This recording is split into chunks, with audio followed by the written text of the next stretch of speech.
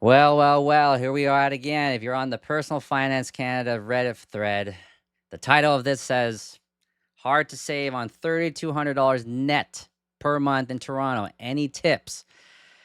Boy, the advice here is disgusting. I'm going to show you. Let's get into it.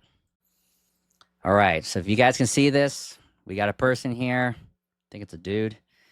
He makes about $3,200 after taxes. That's take home pay. He lives in Toronto, but his rent, this is where it's key. His rent is $1,650 a month. Not bad on $3,200. Now, I can pretty much read all the bull in this freaking post. He's trying to hide a lot of key things of what he's not saying, but he's trying to come off as innocent. If you're telling me that you make $3,200 a month, and this is his breakdown, his groceries, he doesn't want to tell us exactly how much he spends. Presto Pass is around $140, and he has a couple subscriptions, which I think he's lying. And then he tells us that he has $100 to $150 left at the end of the month. So if we do some simple math here, $3,200 minus $1,650, you have $1,500 or $1,550 left over at the end of the month. But that goes towards groceries, subscriptions, and entertainment, and everything. And you're going to tell me that you have $100 to $150 left at the end of the month?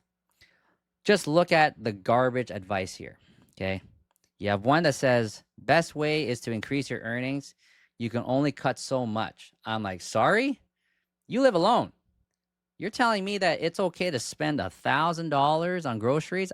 Let me just scroll through here. So someone actually mentioning about their groceries here. Sounds like there's still left bleeding, blah, blah, blah, blah, blah. Oh, this got a lot of posts or comments before I can even take a snapshot of it. Someone was saying that you cannot judge a person's grocery bill because everyone's going to be different as to what they spend on.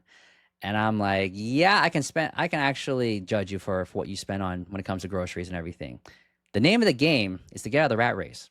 You're trying to put more money back in your pocket by having less money come out. It's pretty simple, right? I worked in the bank. This type of explanation, everything, they're leaving out a lot of key impulsive purchases that they're trying to hide. And they're trying to find a miracle advice where they're like, oh, you know what? If you get into this crypto meme coin and everything, it's going to solve all your money problems. Or you know what? I saw this business opportunity that you can jump in and everything, or whatever it is. I don't know why these people post on here expecting any sort of different advice. When I post a different advice, depending on the type of post I'm seeing here, I get downvoted to oblivion. So I just stop posting. That's why I'm resorting to making these type of videos. So if you're this person right now who is in this type of situation that only half of your income is going towards housing and everything, you can actually make it work. It's going to be tight. It's not going to be easy. But the whole idea where you got to be living on rice and beans, instant noodles, or even craft dinners is getting a little pricey and everything. But if you got to eat like that just for the next little bit, yes, it's a bad like health or diet to be on and everything. But if you truly focus on investments and you understand financial literacy and you understand the compounding returns on investing in equities or long-term stocks or even dividends, if you want to get into the dividend game, that's fine. Whatever the motivational drive that you need to actually start living that type of diet, to start putting more money away aside, especially if you're going to be young, to leverage the actual compounding interest, do it. But the average person here are broke. They are just saying that, you know what? I work 40 hours a week. I live comfortably and everything. And I see the ranges of someone saying that them living comfortably is like having an extra $700 a month left over after all their bills and everything. That's zero investment, zero savings. But having an extra $700 of discretionary spending after all their expenses is considered living comfortably. But for me, it's like I need about 10 grand. Everyone's situation or everyone's definition of what's considered comfort living after all expenses is going to be different. But here's something that's always going to be a fact. It's rising standard of living, rising costs, double-digit inflation. When the next rate cuts are coming through Canada and when the Fed in the US, the central bank in the US, Jerome Powell, when he is being forced to cut in September, it's not an if, it's going to happen. The discussion is whether they're going to be cutting 0.25 or 0.5%. There is no one on the board that's discussing about pausing rates or increasing rates.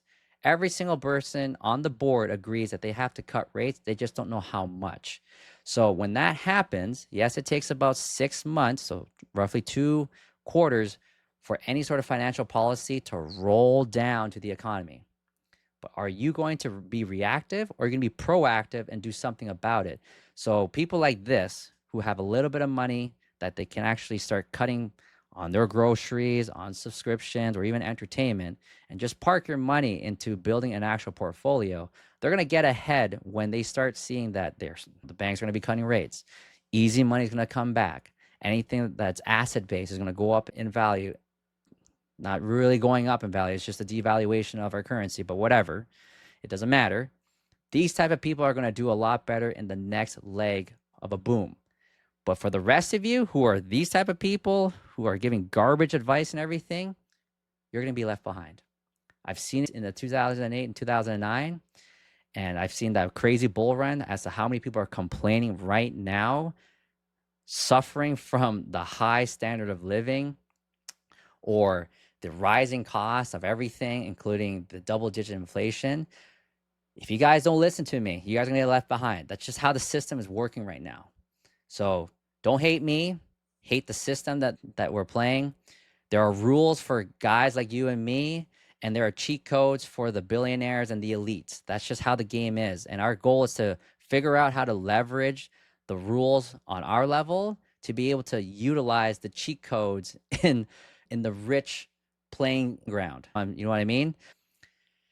If you guys are listening, you guys know what to do, right? If you guys like this video, just like the video. If you guys have any comments about if I'm wrong, if I'm right, or any suggestions or any sort of tips and tricks that you can share amongst everybody else just to get ahead of, or get out of this rat race, comment down below. But until next time, I'll see you guys on the other side.